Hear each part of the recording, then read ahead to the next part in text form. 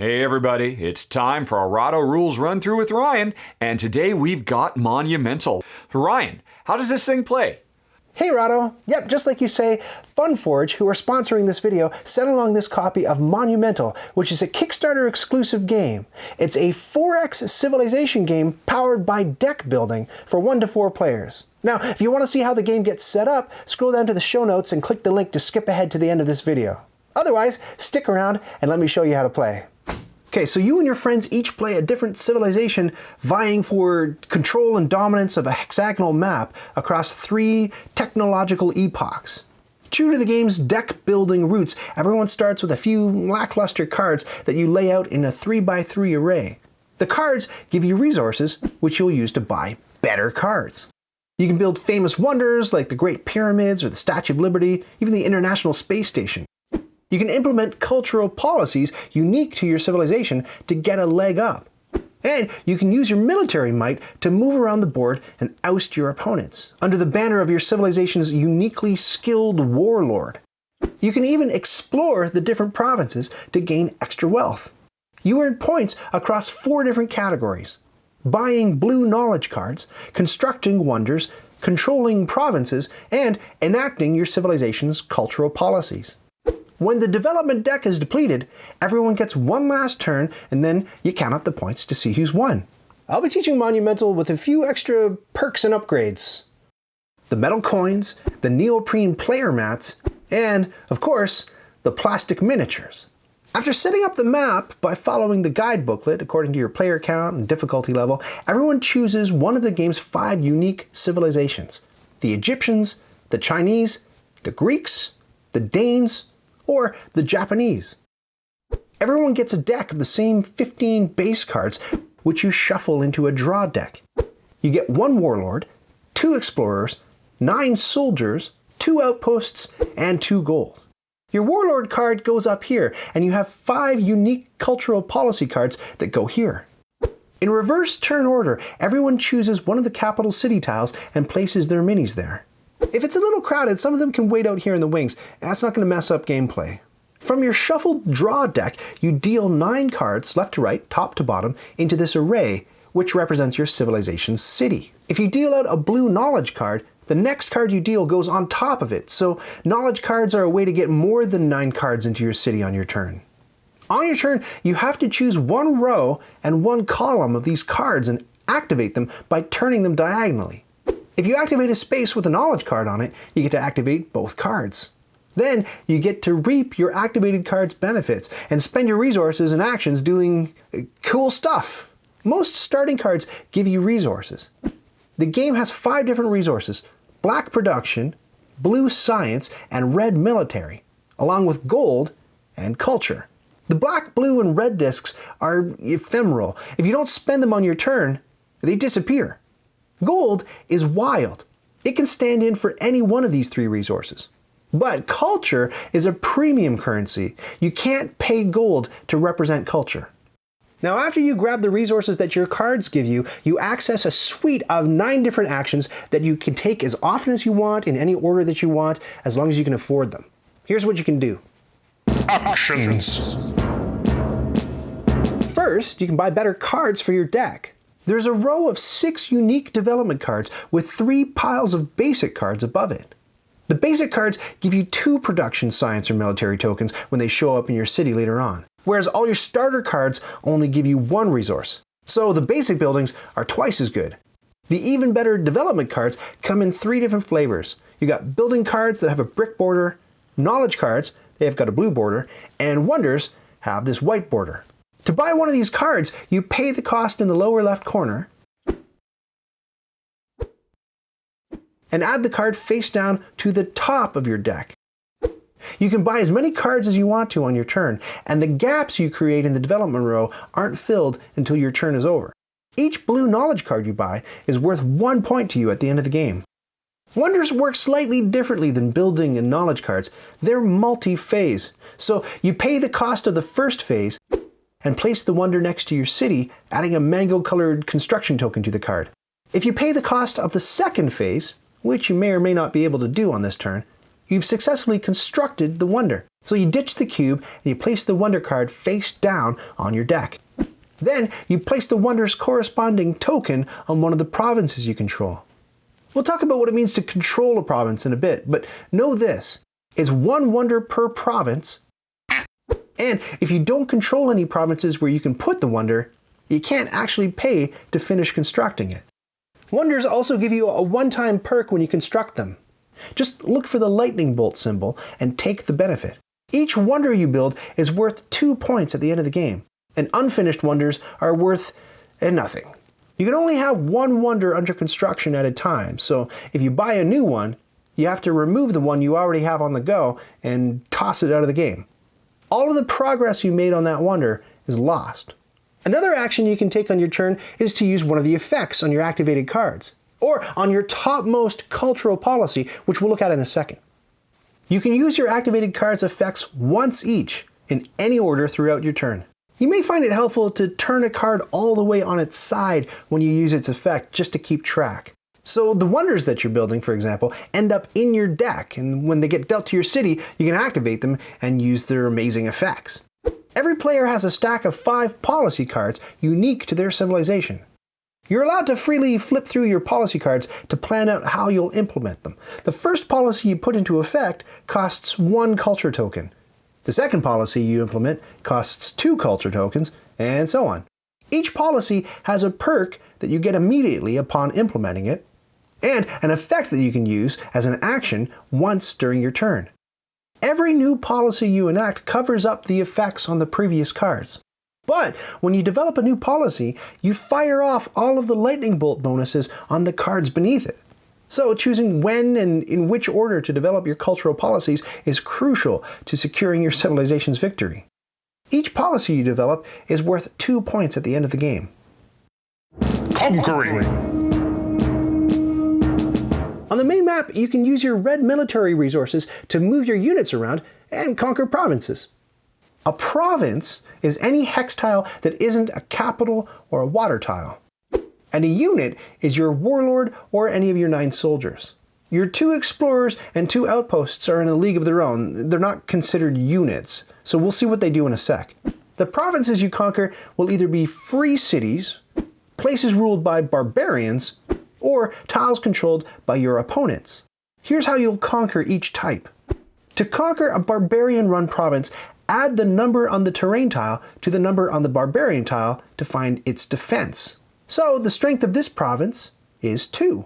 That means you'll need to move exactly 2 of your units onto the tile to take it over. The units that move to the tile can come from the same tile or from any surrounding tiles, it doesn't matter, but they have to move in from adjacent tiles through provinces that you control or from your capital. So you could pay 2 military to move these 2 guys in from your capital, or 2 military to move these 2 guys in from your capital through its province that you control, or 2 military to move this guy from over here and this guy from over here. All of your units have a conquering strength of 1, including your warlord. When you successfully conquer the province, take the barbarian tile captive in your city. On the flip side of the tile are 2 perks. Choose one and collect it. Haha! The spoils of victory. Free cities, the ones without a scary barbarian face on them, are a little bit different. So to conquer them, you pay military resources equal to the strength of the terrain, and then the resources according to what's on the tile. So this one costs 1 military and 2 gold to conquer, while this one costs 2 military and 3 production. Move your units in like you did before, take the tile, and reap one of the 2 rewards on its flip side. Finally, there's the type of province that your opponent controls. Again, start with the number on the terrain tile and then add it to the strength of the units there. A low-level grunt adds 1 defense to the tile. Your opponent's warlord counts for 2 defense. A wonder adds 2 to the tile's defense, and an outpost counts for 3. So, the strength of this province is 3 plus 2 equals 5. The strength here is 3 plus 0, so 3. Here, it's 2 plus 1 plus 1 plus 2, so 6. Like before, you have to pay to move the exact number of units that are required to take over the tile. No more and no less. And if you can't muster the might, you can't take the tile. If you do take the joint over, your opponent's units get bounced back to their capital. If you conquer a province with a wonder on it, the wonder stays there, and now it adds 2 defense to your province. The player who built the wonder still gets to keep the card in his or her deck, and they still get point credit for it at the end of the game. You can also spend red military resources to just move your units around.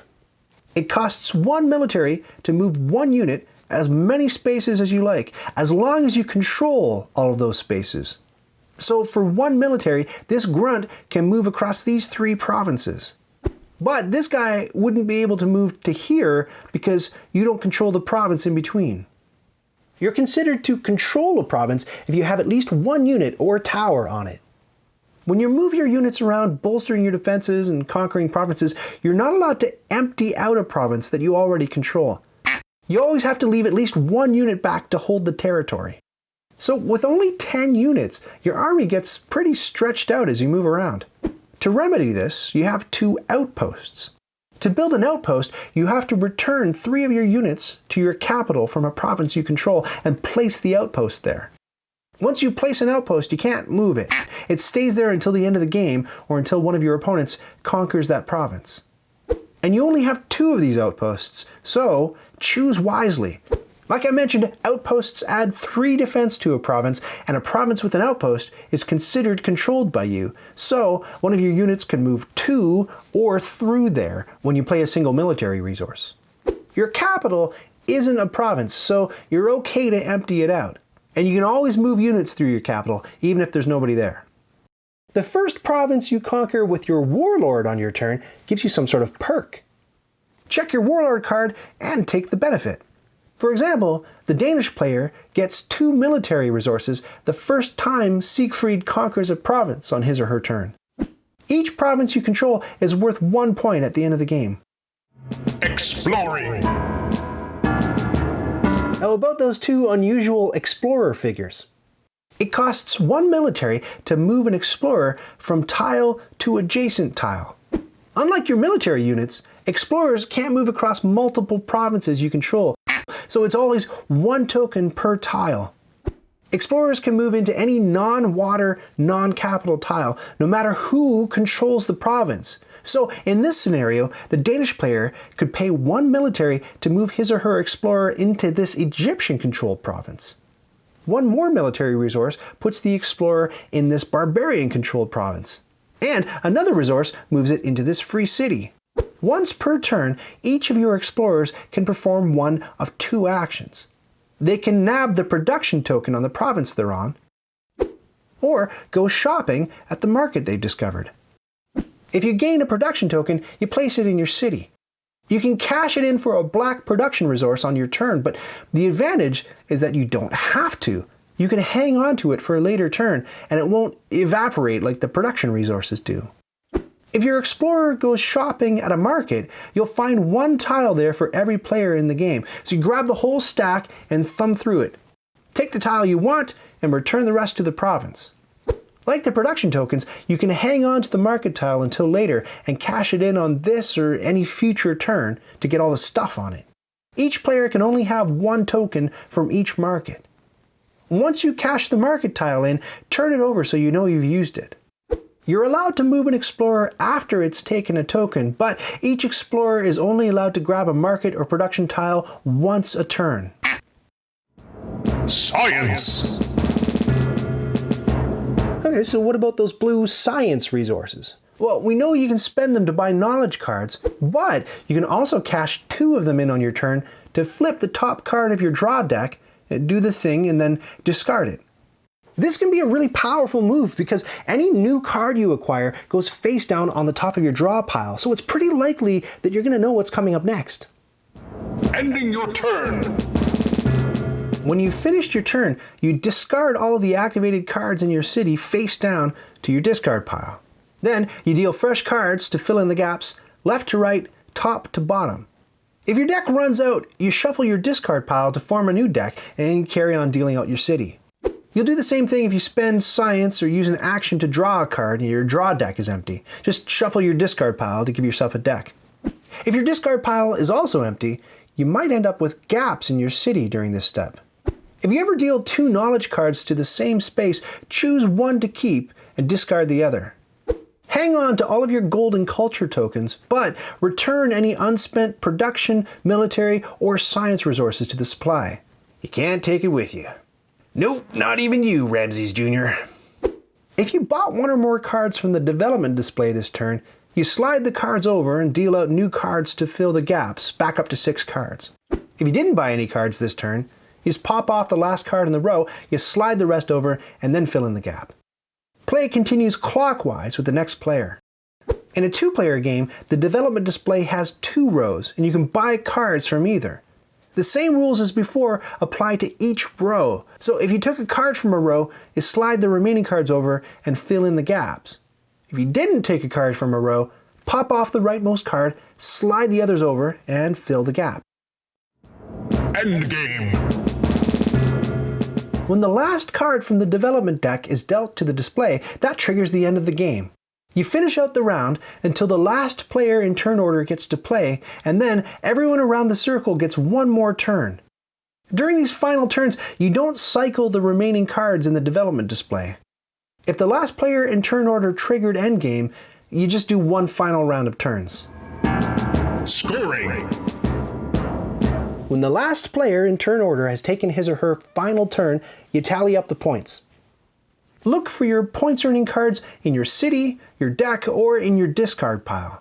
You can't earn any points on any archived cards stashed beneath your warlord. Each wonder you fully construct gets you 2 points, with 3 bonus points to the player with the most wonders. Now we're talking about wonder cards. It doesn't matter who controls the provinces with wonders on the map. Each policy you develop gets you 2 points, with 3 bonus points going to the dominant policy maker. Each blue knowledge card you own gets you 1 point, and the player with the most blue knowledge cards gets 3 bonus points. And every province you control gets you 1 point, with 3 points going to the player who controls the most provinces. And if players tie for most in any category, then every tied player gets that 3-point bonus. The player with the most points wins, but if there's a tie, gold breaks ties, and if that's a tie, culture breaks ties, and if there are still tied players, then everybody who's tied for first wins. Terminology. So those are the basics of the game, but as you can imagine, there's a whole lot of depth that comes out of the way those effects on the cards interact. So I think it's worth going over a few of the cards and the keywords on them so you have some idea of what they can do for you. Archive means you're getting rid of a card, so it doesn't get shuffled back into your deck on a later turn. This is a standard strategy in any good deck building game, and you usually want to archive your weak starter cards. To archive a card, pick any card in your city that isn't activated and remove it from your board, tucking it behind your warlord card. Discard means to put a card face down into your discard pile, where it should eventually get shuffled into your deck and dealt to your city later on. Draw means to flip the specified number of cards face up from your deck and usually collect their resources or use their effects. Then you discard them face down into your discard pile. When cards refer to basic buildings, they mean these 3 buildings that you can buy that sit above the development display. And when they say basic resources, they mean the production, military, and science resources that disappear at the end of your turn.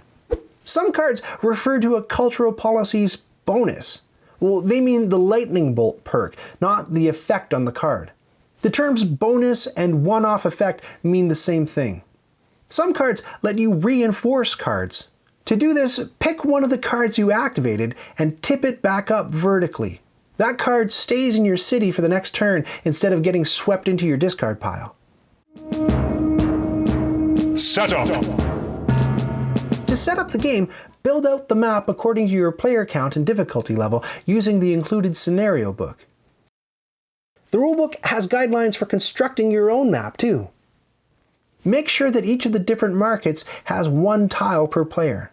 And whenever you lay down Strength 2 Barbarian tiles, make sure you're not using ones with monster names on the back.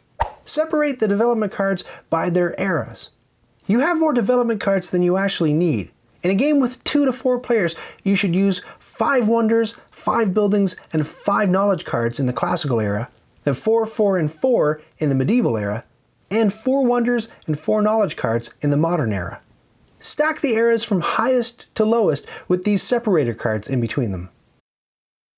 If you want a longer game, you can shuffle the 12 Renaissance cards and place them between eras 2 and 3.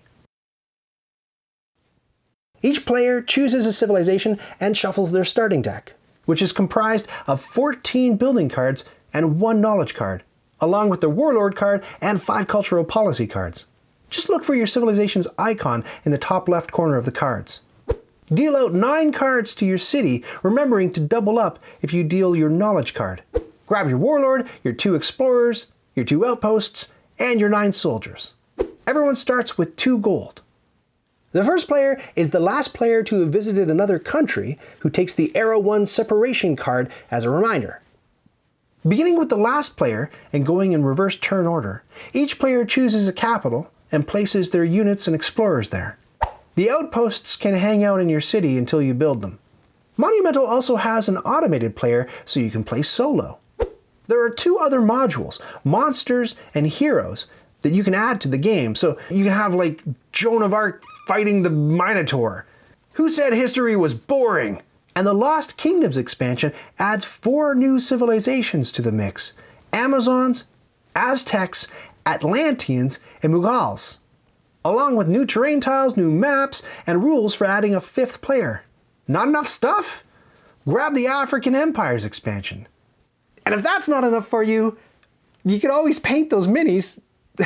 And now you're ready to play Monumental. Thanks, Ryan. I think we've got it. And if you folks would like to learn a little bit more about this game, you can follow the links that are on the screen right now or down in the show notes in 5, 4, 3, 2, 1.